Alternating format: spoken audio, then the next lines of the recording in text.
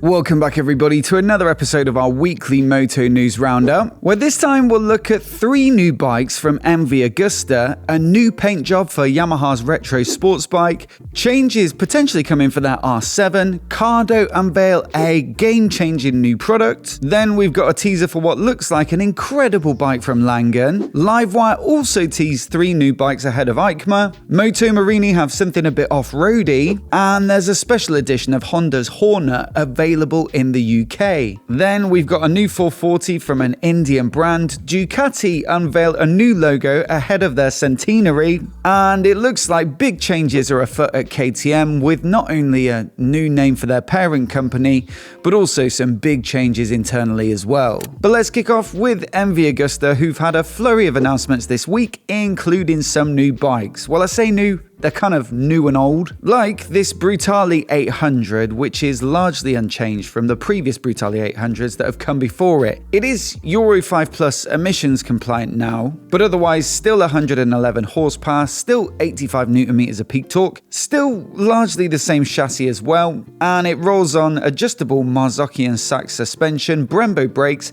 and Bridgestone S22 tyres. Then you've got plenty of tech with a 6-axis IMU and also a TFT dash, connectivity and all that sort of stuff. But I think what makes this one interesting is it looks like it might be priced actually quite aggressively. We're used to these, Brutale 800s being 14, 15 grand and up, but they say in Italy this one's going to come in at €12,600, and although the actual UK price is yet to be announced, that would, if you crudely sort of converted the currency, come in at about £11,000. That would still put it above stuff like the new Trident 800 from Triumph, or, the CB1000 Hornet, or the MT09, for example, but it's much closer to that kind of price range than previous Brutale 800s, and so potentially one to keep an eye out for if you've always fancied a bit of MV Exotica, but maybe found them a touch expensive. On top of that, they've also announced an update to their Enduro Veloce adventure bike, which comes in a couple of new colours for 2026, with one kind of blue and white with gold stripes that I do think looks quite nice, but then also a more subdued black, grey and red, which also looks pretty slick. As for the changes for the new model year, well, it's really adding accessories as standard, such as the aluminium side cases, the engine bars, the centre stand, and also the fog lights. I guess, a nice little enhancement, especially if you were considering some of those options as well. But I dare say the biggest announcement of the year is coming next week at EICMA, with a more road-friendly 950 version of the Brutale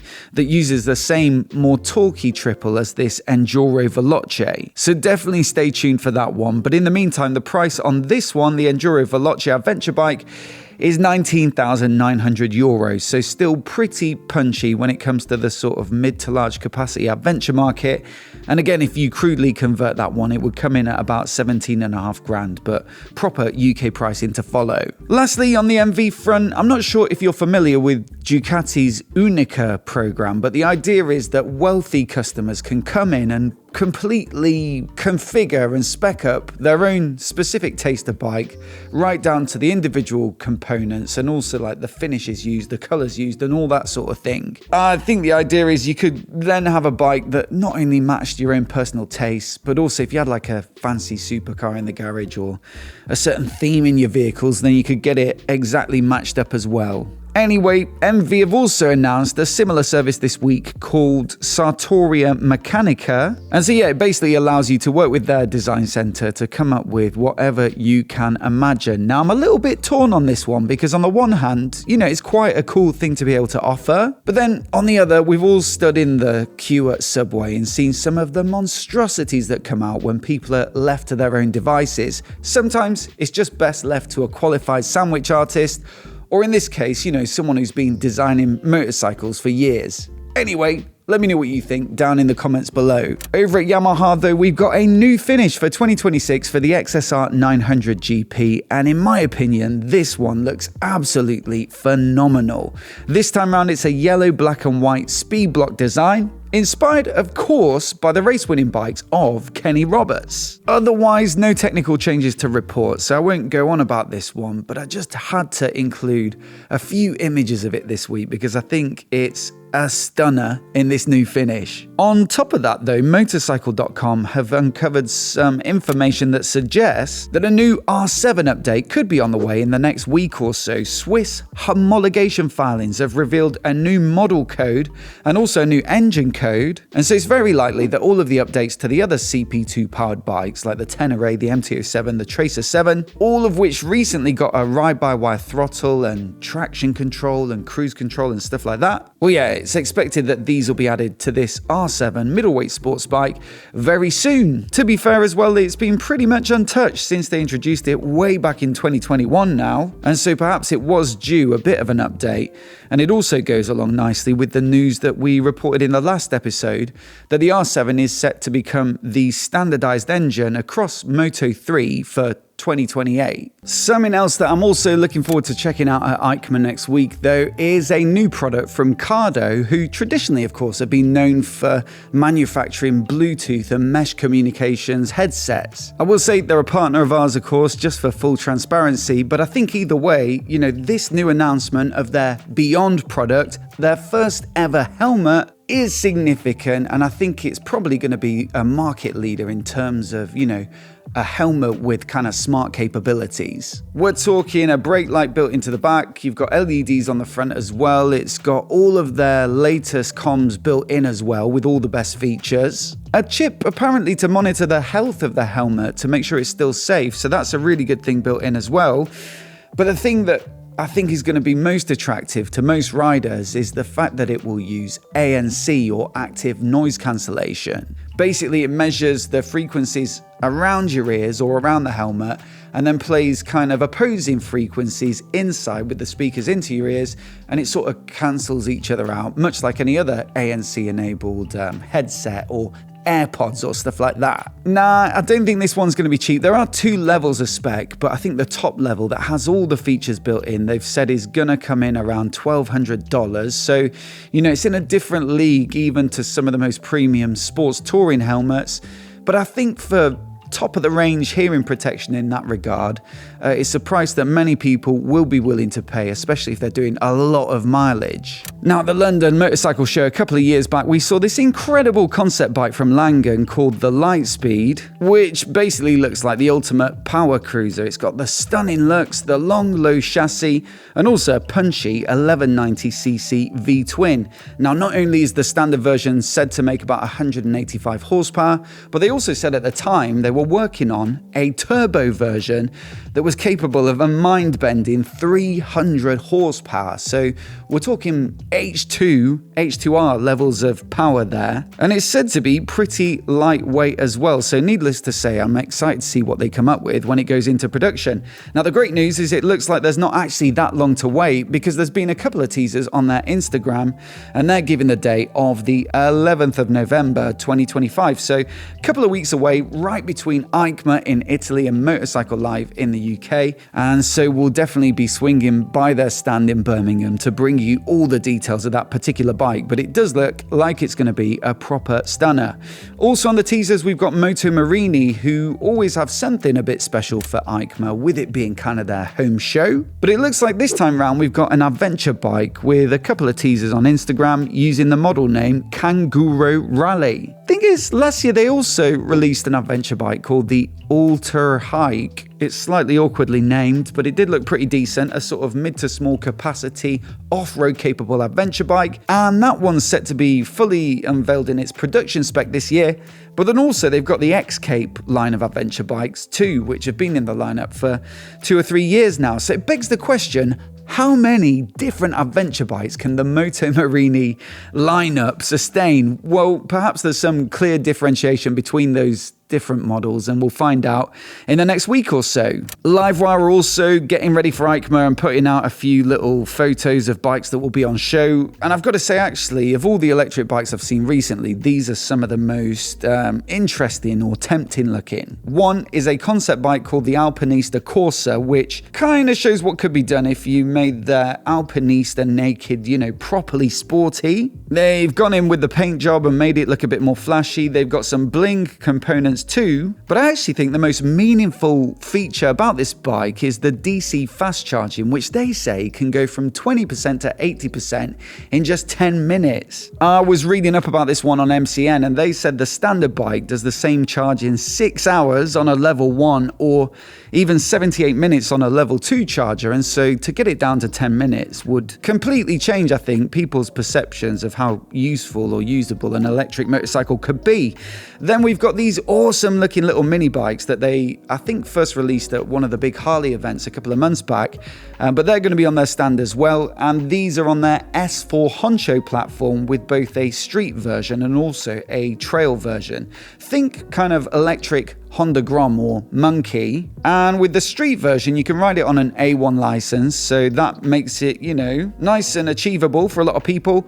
And the trail version, they say, can be ridden without a license, although I guess that's true of any bike if you just ride it off-road on private land. And apparently these ones will be on the market for spring 2026. I assume they're bringing them to Europe if they're bothering going to EICMA with them, and so those are ones that I'll definitely be desperately trying to get hold of for a bit of a rip around on and to shoot a review with.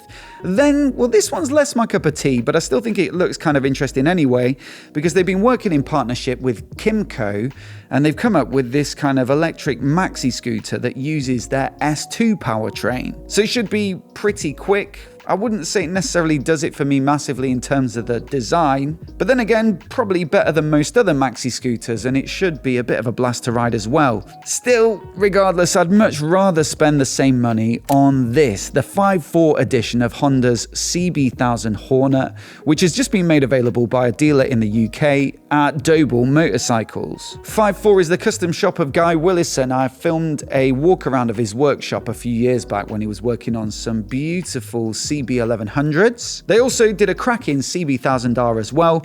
And so this Hornet gets some similar signature features like the red, blue and white color scheme, what looks like an epically loud exhaust system, and then also some extra fancy billet parts, a tail tidy, and also a reupholstered seat. These ones come in around the 15 grand mark, so it is a little bit of a hike versus the standard Hornet, of course, but they do look rather special, and so if you do fancy picking one up, you can make an inquiry through the Doble website. Meanwhile, Indian giants Hero Moto Corp have just announced their first bike for the UK, and it marks their 51st international market, so they've expanded rather rapidly.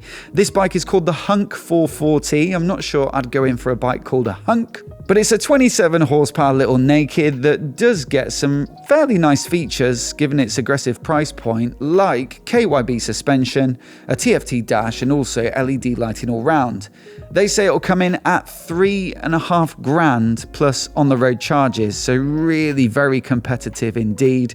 It even underprices, you know, a lot of the Enfields and stuff like that. And while 27 horses isn't a great deal of punch, well, it's a strong headline that, isn't it? 3.5 grand, and so I wonder if they'll sell well. Ducati, though, at the other end of the economic spectrum, let's say, with their rather expensive bikes, are just about to enter their 100th year in 2026, and so to mark the occasion, they've come up with a new logo.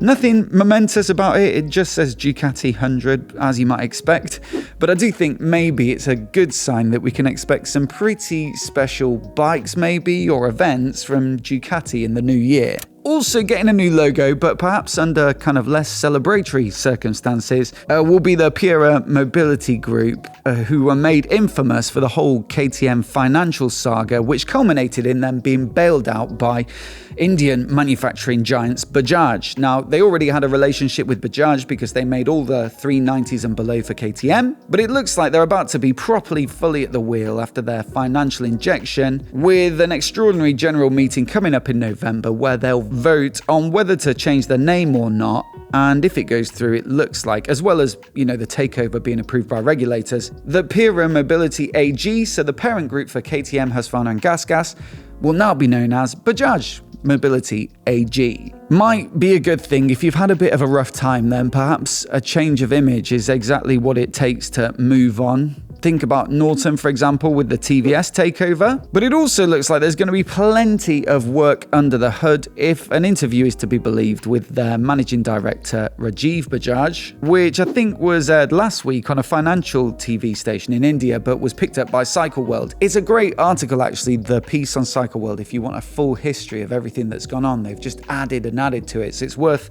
seeking it out and having a read. And I won't go into the full interview here, but some of the quotes from Rajiv Bajaj are pretty punchy indeed. The single biggest reason for corporate demise is corporate greed. This is a problem that isn't caused by 98 or 99% of the KTM employees. It's a problem of the top management of KTM, the erstwhile top management of KTM, and that's why, quite frankly, most of them are gone. From the outside, so far we observe that there's an opportunity to reduce the overheads by more than 50%. Geez, that sounds like some big changes are coming for KTM, and I'd love to know what you think about this. Can Bajaj truly turn it around, or is it, too little too late? And I'd also love to know what you think of the rest of the stories this week as well. Also, if you missed any of the news, it's been a big week for announcements with a new, where do I start? Monster V2 from Ducati, the new World Raid Tenere 700, the new Trident 800, the Z900 RS update from Kawasaki, also the KLE 500 adventure bike. Plus, we put out our big EICMA preview, which got great views, but maybe there are a few of you who haven't seen it. And so I'll put all those videos in a playlist on the screen now so you can catch up in case you missed any of them. Do hit subscribe for more of the latest motorcycle news and reviews right here on MOTOBOB, as well as EICMA next week, so there'll be no news show. I'll push it back to the Monday the following week. But yeah, do hit subscribe if you want to see all of our updates live from the show. A massive thanks for watching today, and we'll see you in Milan.